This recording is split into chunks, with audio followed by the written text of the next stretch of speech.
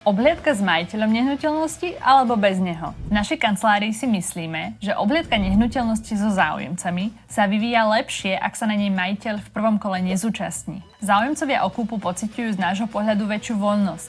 Lepšie si navnímajú priestor a nemajú strach spýtať sa niektoré otázky, ktoré by majiteľa mohli napríklad uraziť. Prítomnosť majiteľa môže byť občas dokonca na škodu samotnému predaju. Majiteľia, ktorí neisto alebo neadekvátne odpovedajú na otázky kupujúcich, môžu svojimi slovami predaj negatívne ovplyvniť. Emočný faktor hrá pri osobných obhliadkach takisto dôležitú rolu. Odpovede a niekedy i správanie či typ osobnosti majiteľa môžu spôsobiť, že si záujemca odniesie z obhliadky zlý pocit. Prvý dojem z nehnuteľnosti je dôležitý. Kvalitný realitný maklér si dá na ňom záležať a obhliadku zvládne veľmi dobre aj bez prítomnosti majiteľa. Keď to bude vhodné a potrebné, tak sa stretnutie priamo s majiteľom samozrejme uskutoční. Napríklad pri jednaní o podmienkach predaja. Napíšte nám do komentárov, ako máte skúsenosť na obhliadkach s maklérmi vy.